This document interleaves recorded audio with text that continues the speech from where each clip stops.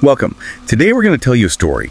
It's a story that really gripped an entire nation, and as it unfolded, it exposed some deeply unsettling truths. This is a tragic, quite complex tale. It comes to us from a country we haven't actually explored before on the show, the Dominican Republic. Now, at the heart of this story are Emely Peguero, just 16 years old, very vibrant, and her 19-year-old boyfriend, Marlon Martinez. Their young relationship took a sudden, sharp turn with a discovery that would change everything. Emely was 5 months pregnant, and then the mystery just deepened. Emely disappeared, vanished after going to a prenatal appointment with Marlon. This sparked huge national protests, and suspicion almost immediately fell on Marlon's family, who were, incredibly influential.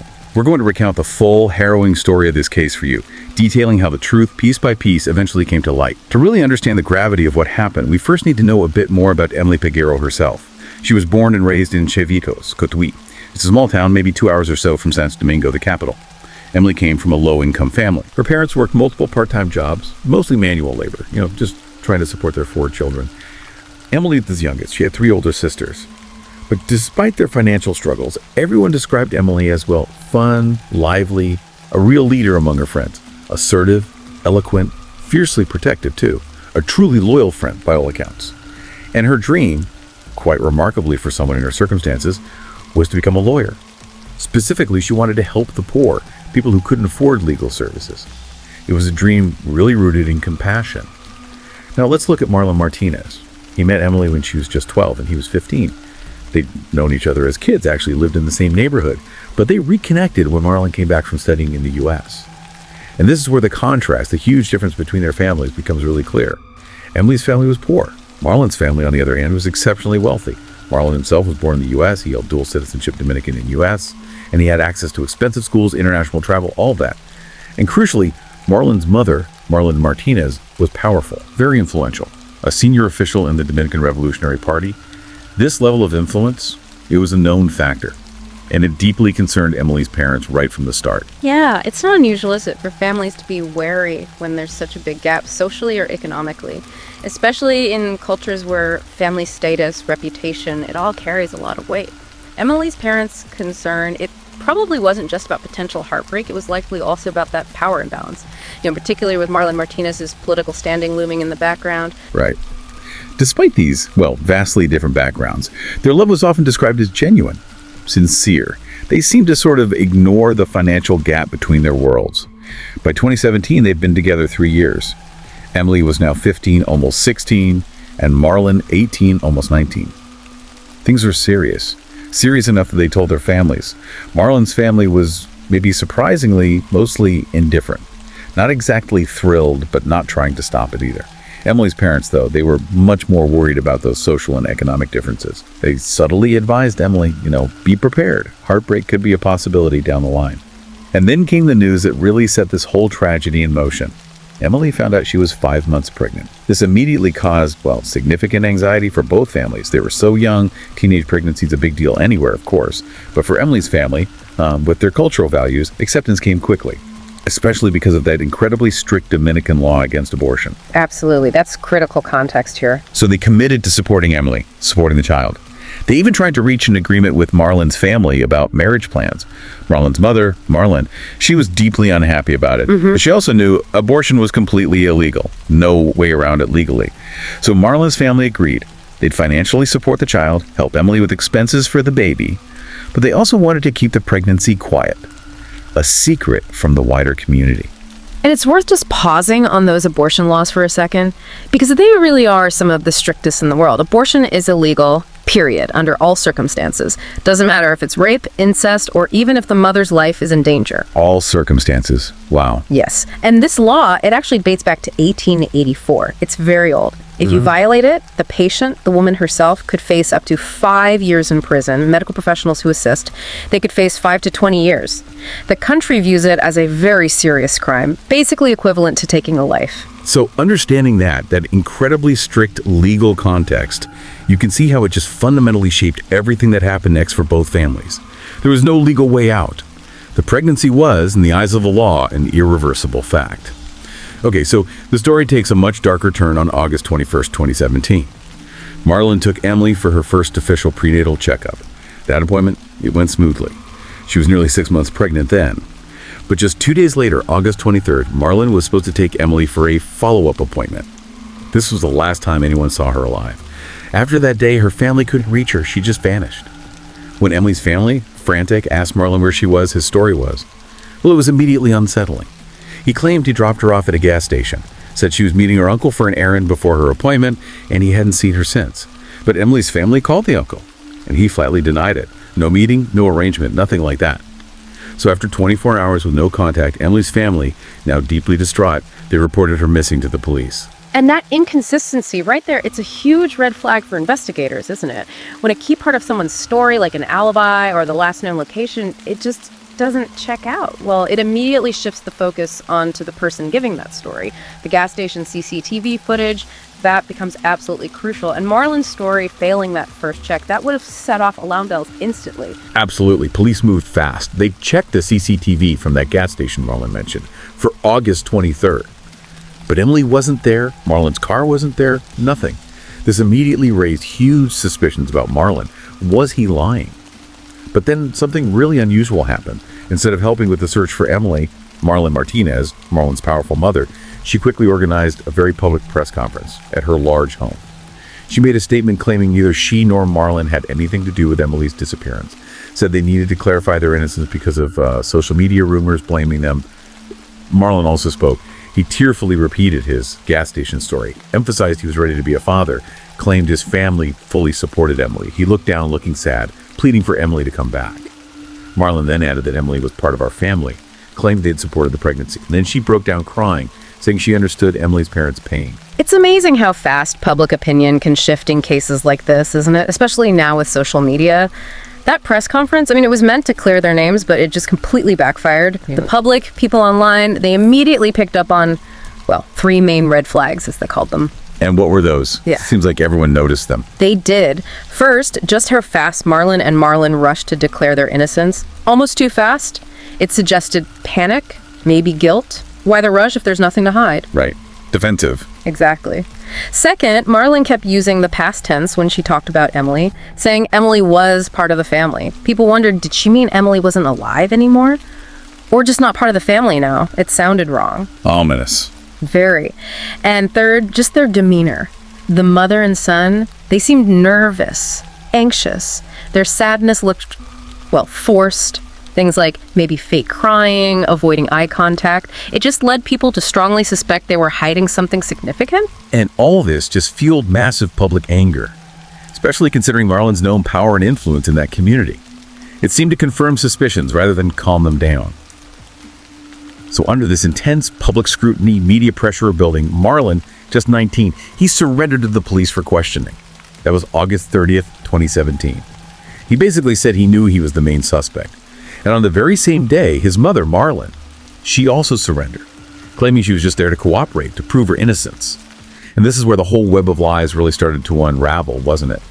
During questioning, Marlon confessed. He told the police he'd killed Emely. He even told them where he buried her body, supposedly in a remote area outside of Sinovi. So the police took Marlon to this alleged burial site. But somehow word had leaked out. An angry mob quickly gathered there. The situation got completely chaotic. People were actually trying to lynch Marlon, to attack him right there. Police had to fire warning shots in the air just to disperse the crowd. It was incredibly tense. Marlon had to stay in the car, directing police to the spot. But after 7 long, grueling hours of digging, nothing. Emely's body wasn't there, which immediately made police think, okay, is he lying again? Is he playing games with us? Imagine those 7 hours. For the police, for her family, just digging, hoping, and then nothing. A false lead like that, it must tell investigators something about the suspect's state of mind or maybe their desperation. Definitely raises questions about credibility, doesn't it? So the next morning, news of that failed search, it just intensified the public outrage. People protested fiercely outside the police station, demanding Marlon tell them where Emely really was. The protest actually turned violent. Tires were burned, stones were thrown. Police ended up having to use tear gas, deploy riot control units. The situation was really escalating. Then, finally, a breakthrough. On August 31st, 2017, Emely's brother got an anonymous WhatsApp message. It mentioned a body found in España province, which is about an hour away from Sevicos. He immediately told the police. Around 8 p.m. that night, police arrived at this dimly lit roadside spot. A large crowd had already gathered, and there they found a suitcase. with the body inside. They opened it. And tragically, it was confirmed. It was Emely Peguero. Her family was there too. They confirmed her identity. She was found in a decomposed and horrifying state. The autopsy results were just chilling. They revealed the true brutality of what happened. The cause of death was confirmed. Repeated blows to the head with some kind of blunt object. But crucially, the autopsy also showed significant blood loss from her vaginal area before she died. This indicated an attempted abortion had taken place. And they found traces of an abortifacient drug, a drug meant to induce abortion in her bloodstream. Yeah, the forensic evidence, combined with police theories, it painted a really grim picture of the likely sequence of events. It's believed Marlon took Emely to his mother's apartment. Police actually traced Emily's phone signal there to Marlon's place in San Francisco de Macorís, about an hour from Emily's home. This was on August 23rd. The day she disappeared. Exactly. The theory is he likely forced her to take abortion pills there. But when the abortion didn't work and Emely started bleeding heavily, Marlon probably panicked, feared getting arrested for illegal abortion, given those strict laws we talked about. The 5 to 20 years for assisting. Precisely. So the belief is this fear led him to then bludgeon her to death, to silence her, cover up the initial crime. He then wrapped her body in a sack, carried it out of the apartment, and this part was actually witnessed by a security guard. Saw him carrying a large sack to his car. Marlon initially disposed of the body in a river, and police later found evidence in the apartment. Significant blood stains on the mattress, sheets, the floor, also a blood-soaked towel that had clearly been wrung out, suggesting a cleanup attempt. And that security guard at Marlon's apartment building, his testimony was key, wasn't it? He confirmed seeing Marlon carrying that large sack from the apartment driving away on August 23rd.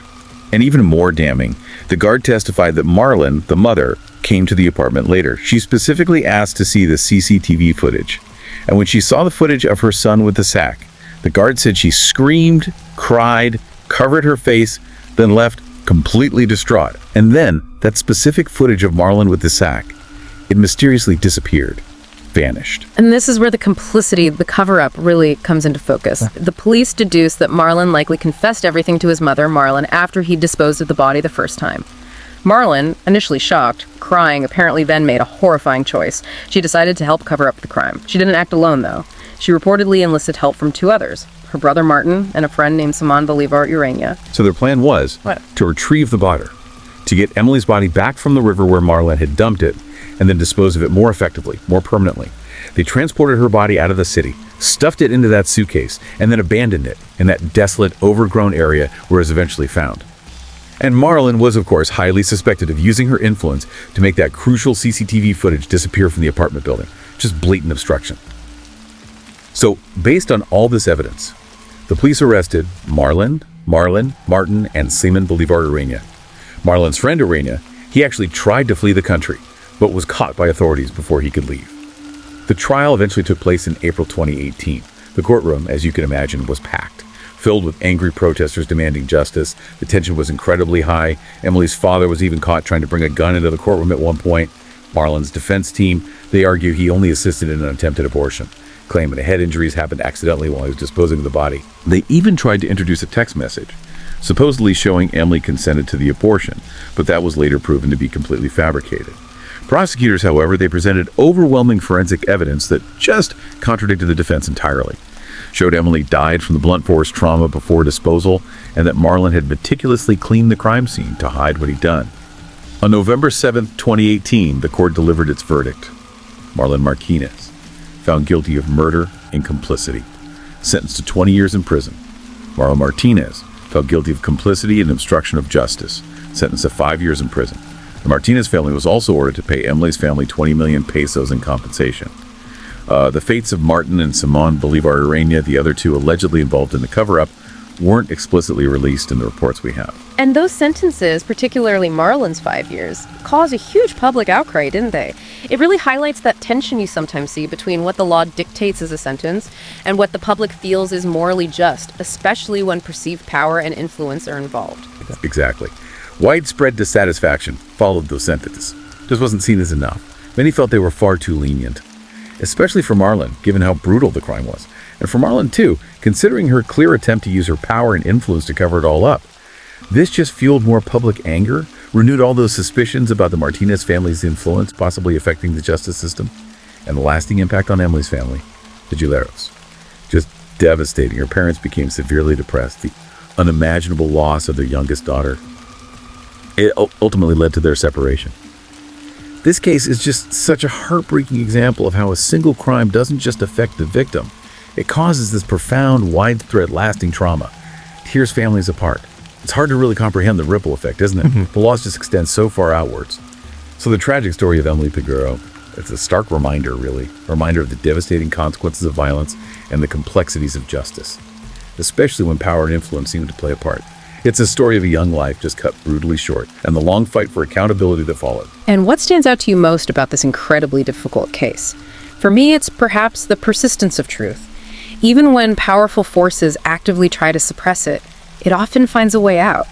Stories like Emely's, as heartbreaking as they are, they really highlight that ongoing fight for accountability, for truth, in a world just saturated with information. It reminds us, I think, of the importance of critical thinking, of questioning those initial narratives we're given. And it speaks to that enduring human need for justice, even when facing immense obstacles. Thank you for joining us as we told this incredibly difficult story today. Please do take care of yourselves. For more gripping stories like this and other in-depth explorations of the macabre, please remember to like, share, and subscribe to the Horror Docs channel. We'll see you next time.